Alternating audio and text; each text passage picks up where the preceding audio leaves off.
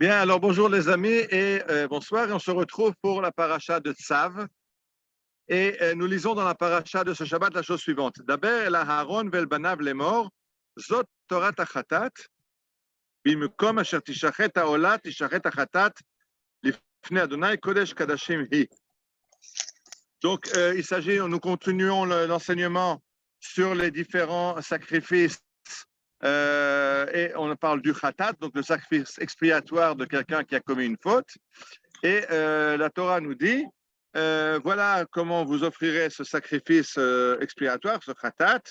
Il sera amené au même endroit où vous offrez la hola, un sacrifice qu'on offre volontairement à Dieu. Le Kohen qui l'offre, c'est lui qui la mangera dans un endroit, dans un endroit saint, dans la cour du tabernacle. Tout ce qui touche la chair du sacrifice sera sanctifié, etc. Je saute un petit peu. Mais une marmite en terre dans laquelle la viande a été cuite, il faudra la casser. Mais si jamais la viande a été cuite dans une marmite en bronze, alors, on pourra la nettoyer et la laver à l'eau. Alors, c'est quelque chose de très intéressant. Le fait que quand on a cuit un sacrifice dans une vaisselle de terre, un pot en terre, il faut casser la vaisselle, on n'a pas le droit de la réutiliser après. Alors que si c'est un récipient en métal, on peut le laver et réutiliser ce récipient pour une utilisation profane. Alors, c'est quelque chose qu'on connaît. On est maintenant à la veille de Pessah. On est en train de préparer la vaisselle pour Pessah pour qu'il n'y ait pas de Hametz. Et vous savez que quand on a une marmite qu'on veut utiliser à Pessah après l'avoir utilisée le reste de l'année, ben, il suffit de la faire la hag'ala, donc la mettre dans de l'eau bouillante et la nettoyer et on peut s'en servir pour Pessah. Par contre, effectivement, si c'est un verre en faïence ou une marmite un pot en terre, on ne peut pas le cachériser pour Pessah. Il y a quelque chose dans le pot en terre qu'il garde le Hametz en lui, qu'il garde la sainteté du sacrifice en lui, et on ne peut donc plus l'utiliser après pour autre chose, alors que le métal peut être réutilisé. Alors, le Rav Noam Perel nous amène un midrash très intéressant. Le midrash dit la chose suivante. Il nous raconte une histoire. Le midrash dit Maaseh. Le Rabbi Yoshua ben Hanania rencontre la fille du gouverneur romain. Et Rabbi Yoshua ben Hanania était un rabbin d'une connaissance incroyable. C'était un des plus grands savants de la Torah. Malheureusement, il n'était pas très beau.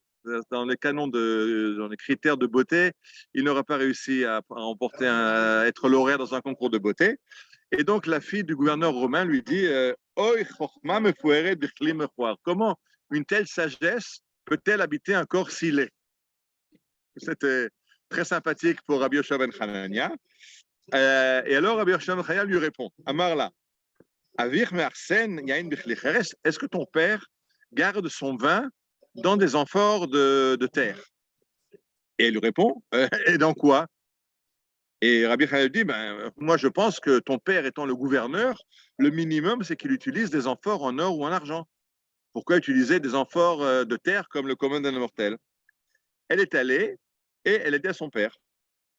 Et alors son père a donné les ordres nécessaires et les esclaves ont transféré toutes les réserves de vin, toute la cave du gouverneur dans des amphores en or et en argent.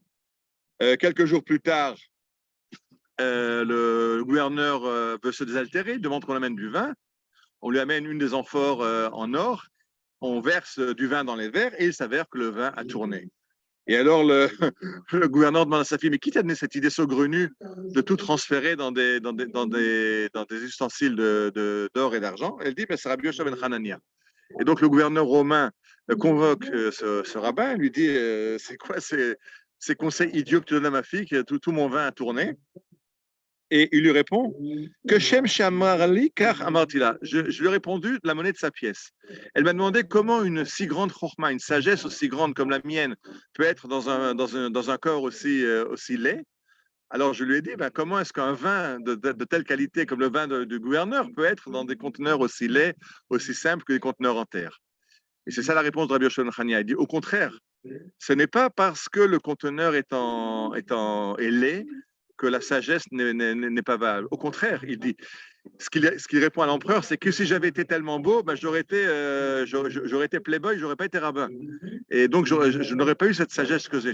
J'ai cette sagesse parce que je n'ai pas la beauté. C'est-à-dire que des fois, le conteneur, par son éclat, ne permet pas au contenu de donner sa beauté.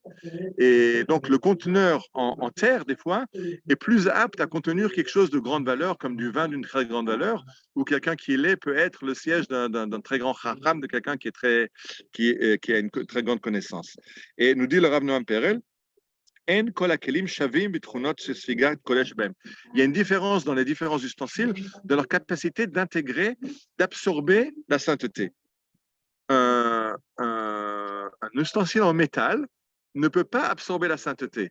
Un ustensile en métal n'absorbe pas. C'est pour ça que j'ai cuit une viande de sacrifice dans une marmite en acier. Je peux après laver la marmite et réutiliser cette marmite pour cuire une autre viande. Alors que la terre cuite, elle absorbe.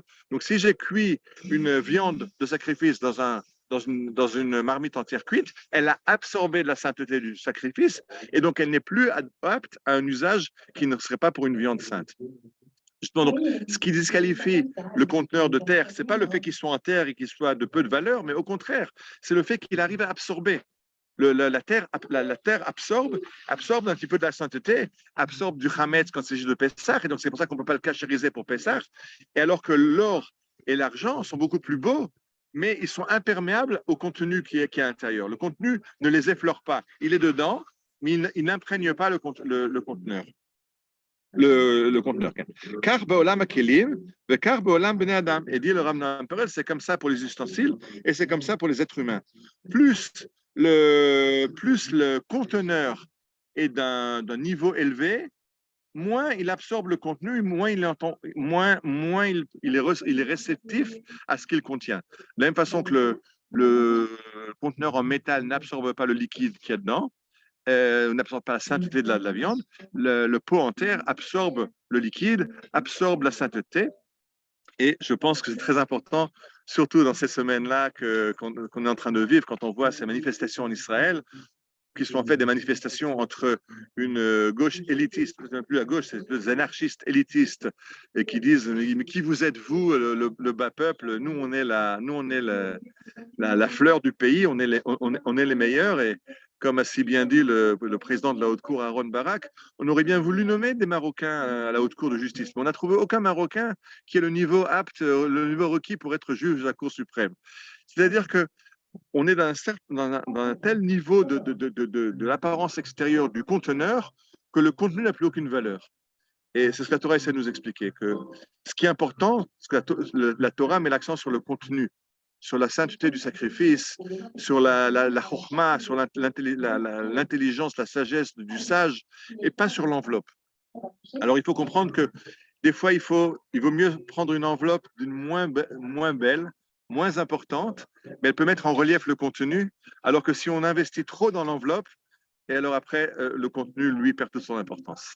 Donc je pense que par rapport à ce qui se passe, cet enseignement de la Torah est magnifique, de mettre, comme disent les Chachamim dans le Machina de Pirkei Avot, Al tistakel bakankan el abeyesh mashesh bo. Ne regarde pas, ne prends pas en considération le conteneur, mais le contenu. Ce qui est important, c'est le contenu. Ce qui est important, c'est la sagesse de Rabbi Yoshua ben Hanania. Ce qui est important, c'est la sainteté du sacrifice et pas du tout la marmite dans laquelle elle a été cuite ou l'amphore dans laquelle on garde le vin.